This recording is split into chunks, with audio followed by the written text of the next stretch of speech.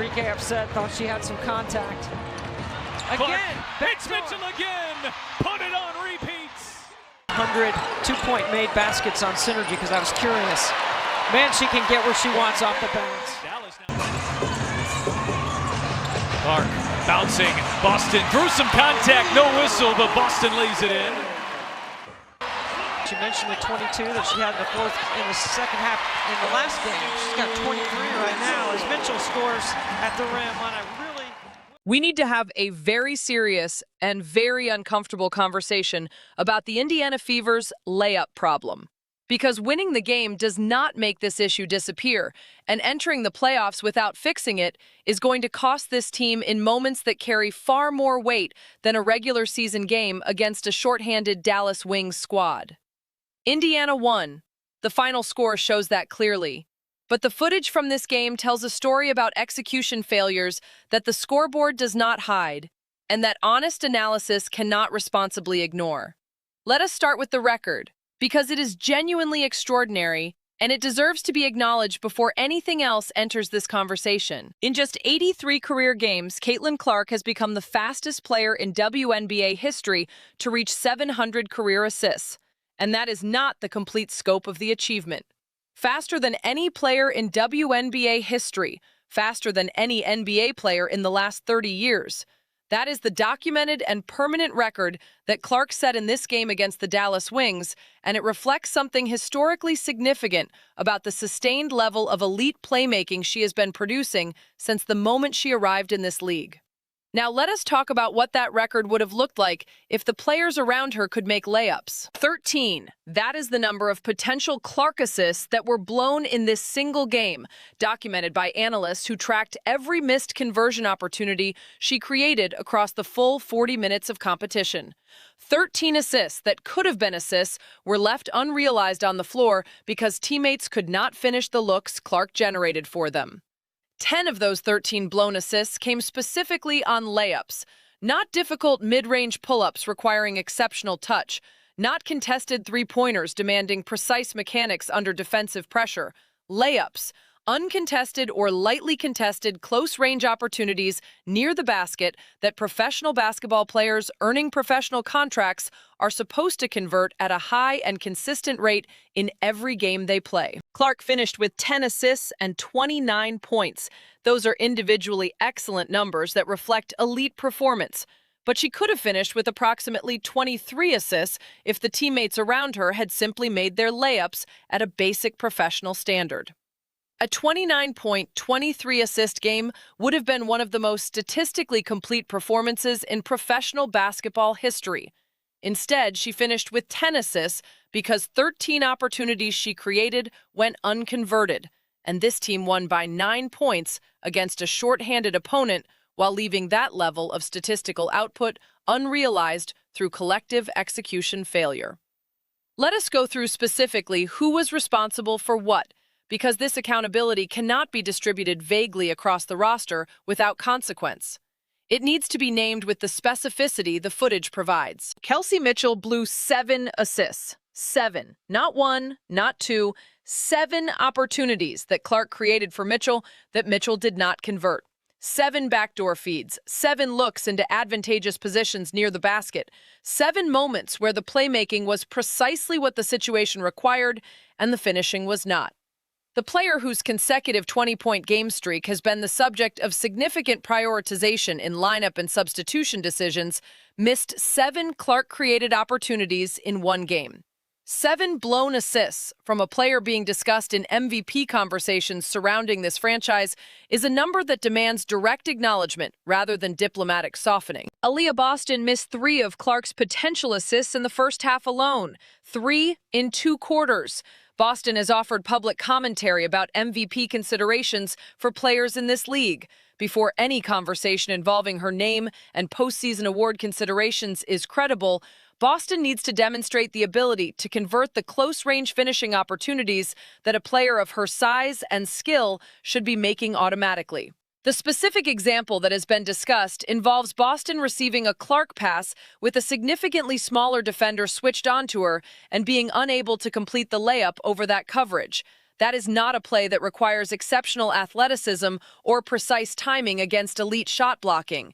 That is a fundamental professional basketball skill that Boston is not executing consistently. The coaching system that has progressively repositioned Boston as a perimeter spot-up shooter rather than an interior presence carries direct consequences for this specific problem. Boston should be one of the most reliable interior finishers on this team, given her size and her professional experience. She is not producing at that standard, and the coaching approach that moved her game away from the basket and toward the perimeter deserves honest examination for how it has contributed to that outcome at the most foundational level of basketball execution. Sophie Cunningham had an open layup opportunity that she did not convert. Lexi Hall missed one with enough force that it traveled off the backboard into the backcourt, which is the kind of miss that suggests a player not fully engaged or prepared at the moment of execution. Michaela Timpson missed multiple opportunities that Clark created for her in the lane.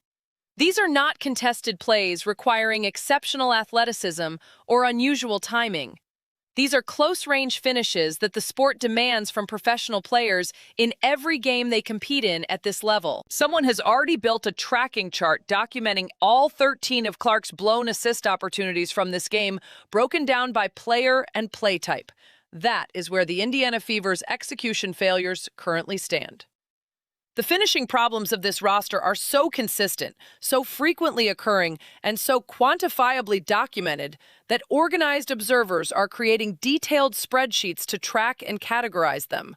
That is not a normal situation for a team that has legitimate postseason aspirations and a player generating historic playmaking at the point guard position.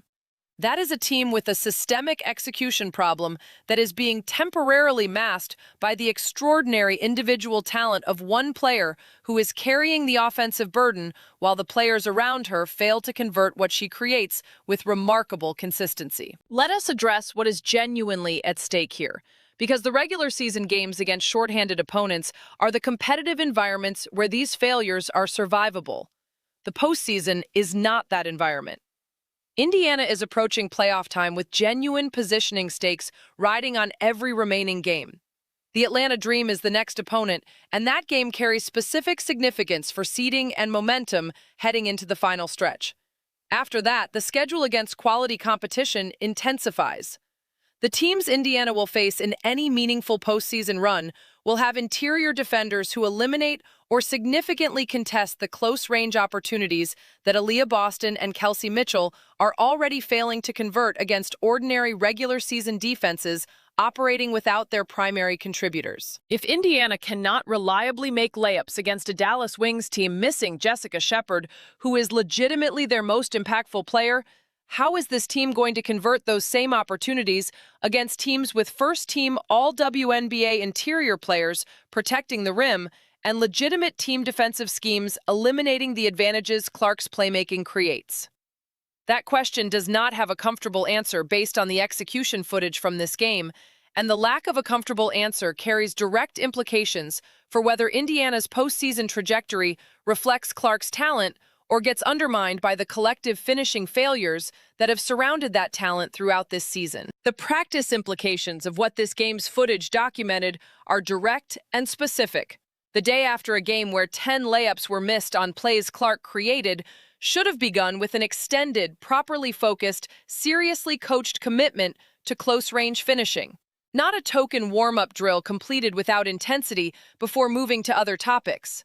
A substantial, dedicated session addressing the most fundamental skill in basketball, one that this professional roster is currently performing below any acceptable standard given what is at stake with the postseason approaching. Every player on this roster needs to spend significant practice time on layup conversion, not as a general principle, but as a specific and urgent response to documented game footage showing 10 missed layups in a single regular season game. Kelsey Mitchell needs to make those backdoor feeds from Clark. Aaliyah Boston needs to recover the ability to finish over smaller defenders in the interior. Sophie Cunningham needs to convert the open looks created by Clark's ability to freeze defenses. Lexi Hall needs to approach close-range opportunities with the fundamental technique and focus that professional basketball demands. Stephanie White's responsibility in this situation runs in two directions simultaneously, and both deserve direct examination. The coaching system that has turned Aaliyah Boston into primarily a perimeter spot-up shooter rather than the interior finishing force her physical gifts make possible needs to be evaluated honestly against the cost it is producing. Boston should be an elite close-range finisher given her size and her skill level. The coaching approach that moved her game away from those opportunities and toward the perimeter has created a player who cannot reliably finish over smaller defenders, which is a remarkable outcome for a 6'5" professional basketball player with years of experience at the highest level of this sport. The practice priorities of this coaching staff need to reflect the documented pattern of close-range finishing failures, rather than continuing with the same approach that has produced 13 blown assist opportunities in a single regular season game. Clark is creating those opportunities at a historic rate that is being recorded in the books and compared to professional basketball across genders and across decades. The minimum obligation of the coaching staff is to ensure the players around her are prepared to convert those opportunities with professional consistency. The chart tracking Clark's blown assists is embarrassing in the specific way that accurate documentation of real failures is always embarrassing. It captures 13 opportunities created by the best playmaker in the history of this league that were left on the floor because the professionals around her could not complete the fundamental plays she set up. That chart should be visible in the Indiana Fever practice facility as a daily reminder of the gap between what Clark is producing and what this team is converting from what she produces. Clark still reached 700 career assists, faster than any player in WNBA history and faster than any NBA player in 30 years. She still scored 29 points on 61% shooting. She still generated the team-wide scoring that reflected genuine historic playmaking, even with 13 blown assist opportunities, reducing the statistical expression of her output. She did all of this while the players around her converted 13 fewer opportunities than the plays she created warranted, and while a coaching substitution removed her from the game during the third quarter, while she was personally responsible for Indiana's competitive momentum. Indiana won by 9. That margin reflects winning against a shorthanded opponent while generating 13 blown assist opportunities and still finding enough individual Clark production to secure the victory. It does not reflect the competitive ceiling this team can reach when everyone on the floor executes at a professional standard with the same consistency that Clark brings to her role every single game. The gap between what Indiana could be and what Indiana's collective execution is currently producing is the defining story of this franchise this season. The blown assist chart from the Wings game is its most precise and specific expression available from any single game in recent memory.